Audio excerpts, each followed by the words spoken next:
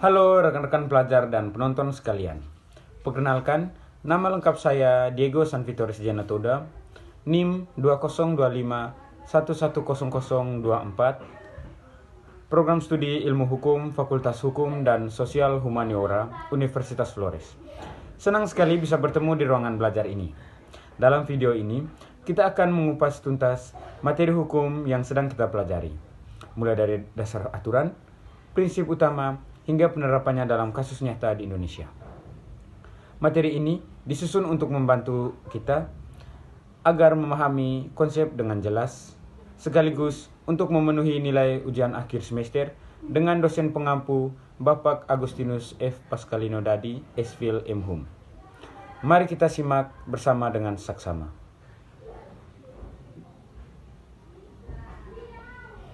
Kita masuk di masalah yang pertama. Penyusunan kembali aturan pemilihan kepala daerah pasca putusan Mahkamah Konstitusi. Pada tahun 2024, Dewan Perwakilan Rakyat bersama pemerintah menetapkan aturan baru mengenai pemilihan kepala daerah yang intinya mengembalikan ketentuan syarat masa jabatan calon kepala daerah.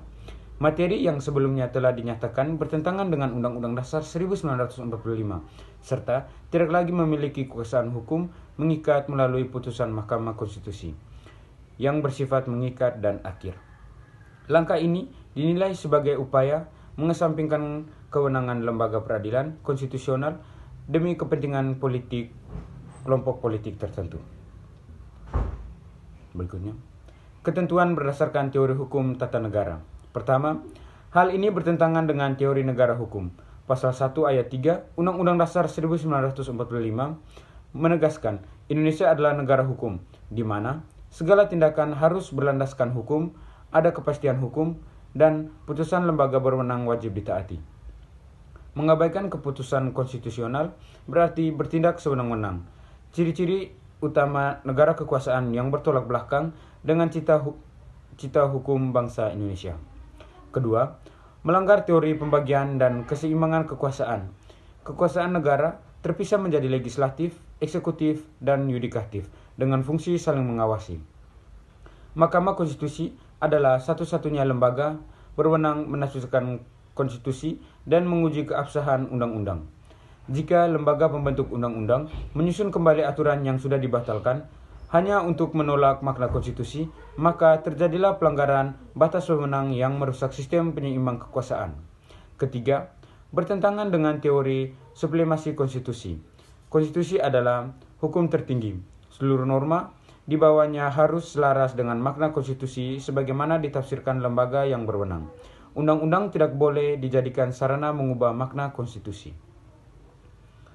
Yang berikutnya, berdasarkan materi hukum tata negara. Secara material, hal ini berlawanan dengan ketentuan mengenai kedudukan konstitusi sebagai hukum tertinggi sebagaimana diatur dalam pasal 1 ayat 2 dan 3 serta pasal 24 ayat 1 dan 2 Undang-Undang Dasar 1945. Juga melanggar ketentuan wewenang lembaga negara khususnya pasal 24C ayat 1 yang menegaskan kewenangan uji materi milik Mahkamah Konstitusi bersifat final dan mengikat seluruh pihak. Selain itu, bertentangan dengan materi penyelenggaraan pemilihan umum yang merupakan wujud pelaksana kedaulatan rakyat menurut pasal 1 ayat 2 dan pasal 18 ayat 4 Undang-Undang Dasar 1945. Berikutnya, pendapat dan penilaian hukum. Tindakan demikian merusak fondasi utama sistem ketatanegaraan.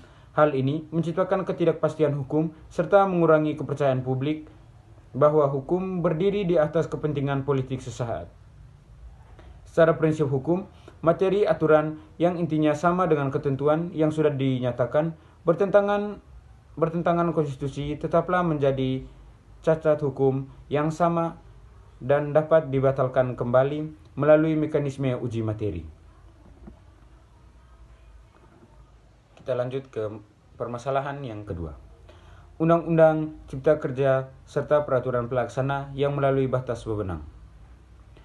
Undang-Undang Nomor 11 Tahun 2020 tentang Cipta Kerja disusun dengan cakupan materi yang sangat luas, mencakup berbagai bidang peraturan sekaligus melalui proses pembahasan yang berjalan sangat cepat sehingga partisipasi masyarakat dinilai kurang memadai. Lebih jauh lagi, sejumlah peraturan pelaksana berupa peraturan pemerintah maupun peraturan menteri yang diterbitkan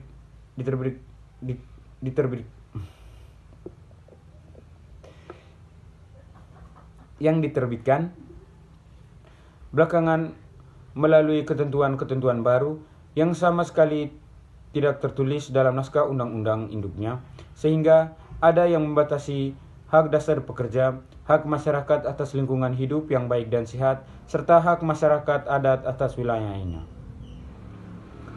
Berikutnya, tinjauan berdasarkan teori hukum tata negara. Yang pertama, bertentangan dengan teori negara hukum dan asas legalitas.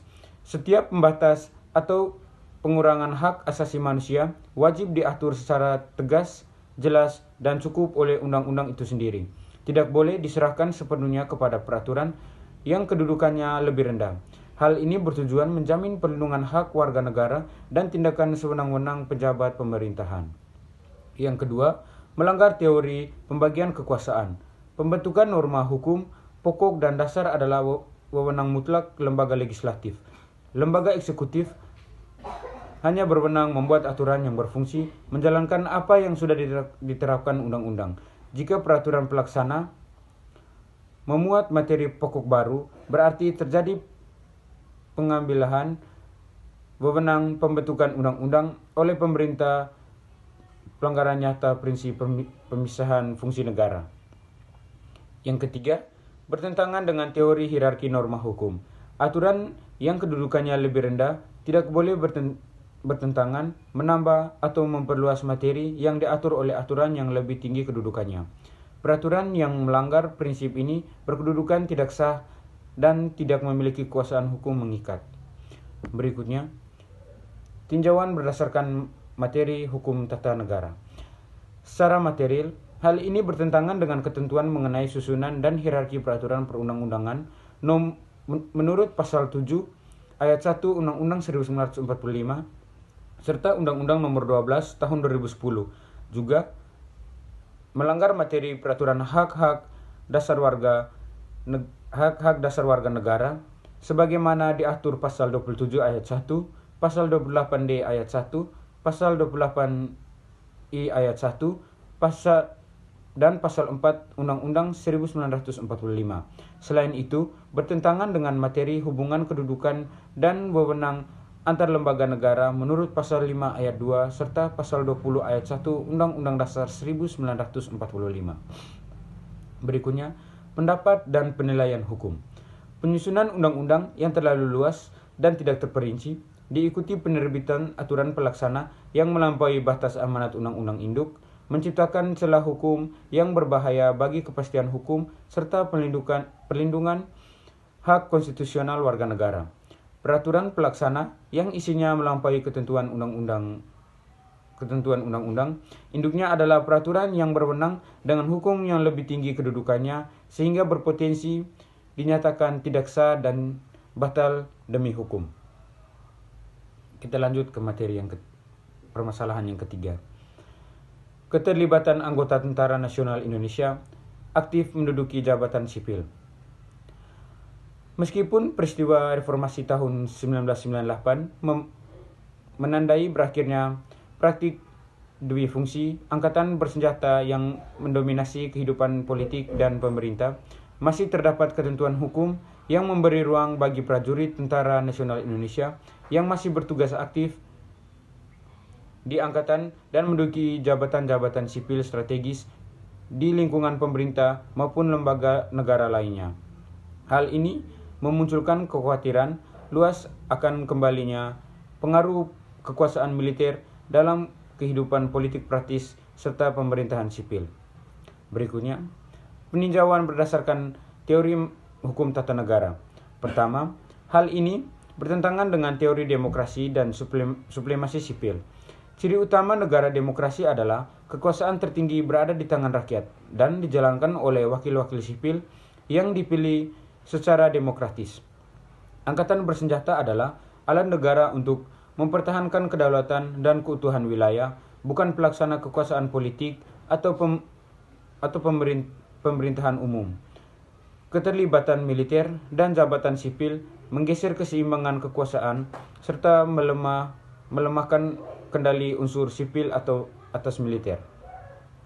Yang kedua, melanggar teori pembagian fungsi negara. Fungsi pertahanan dan keamanan terpisah tegas dari fungsi pemerintahan umum serta pembuatan kebijakan publik.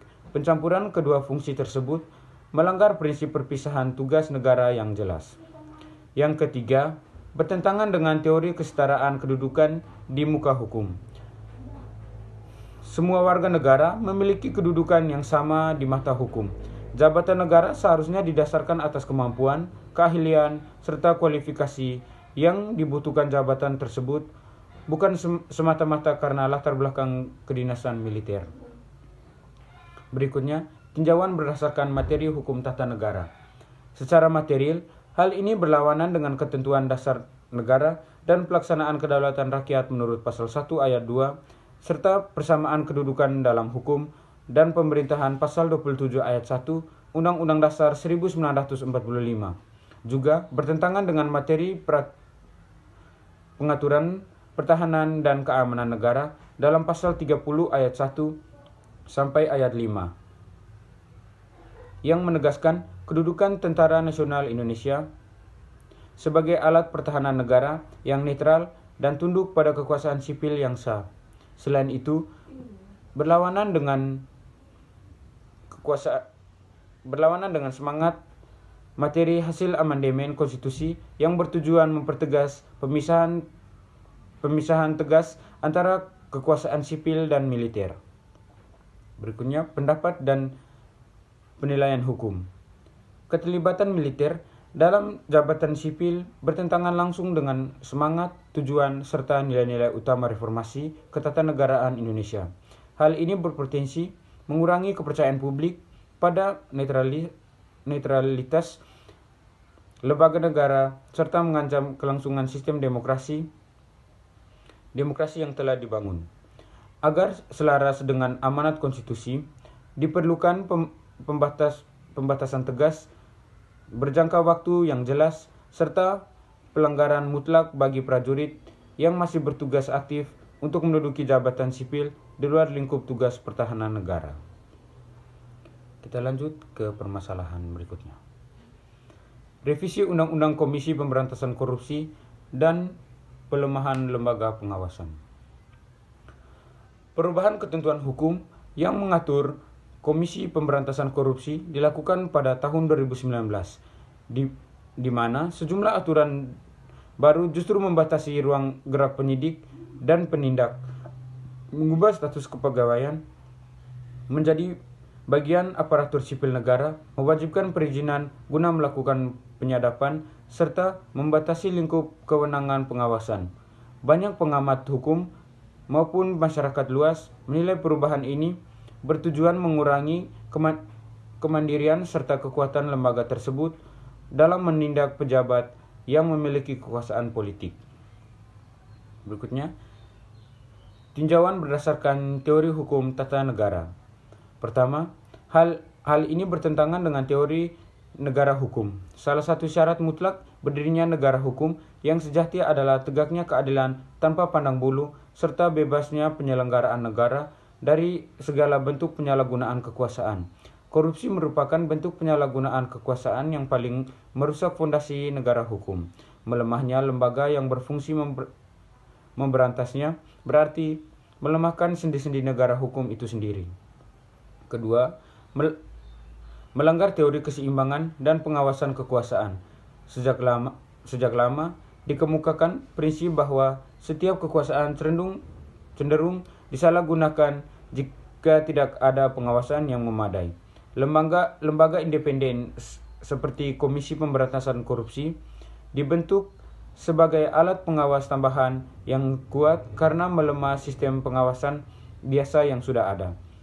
Mengurangi kemandirian berarti menghilangkan penyeimbang kekuasaan yang sangat diperlukan. Ketiga, bertentangan dengan teori tujuan berdirinya negara.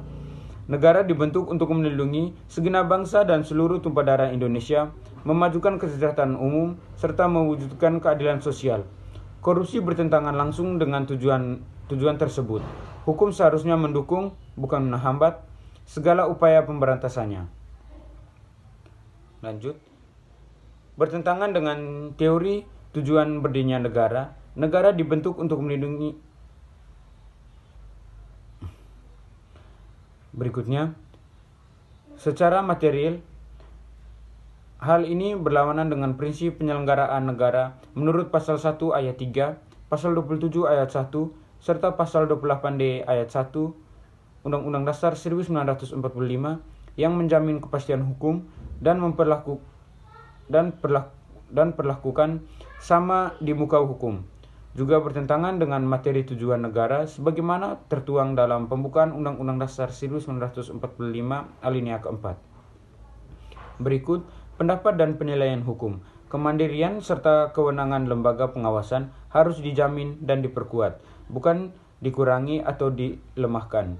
Perubahan aturan yang justru menghambat upaya pemberantasan korupsi bertentangan dengan amanat dasar konstitusi. Lembaga negara berwenang wajib senantiasa menjaga agar lembaga pengawasan tetap memiliki kemampuan, kebebasan, serta mendukung hukum yang cukup guna menjalankan tugas sesuai tujuan pembentukannya. Sekian video pembelajaran dari saya. Terima kasih.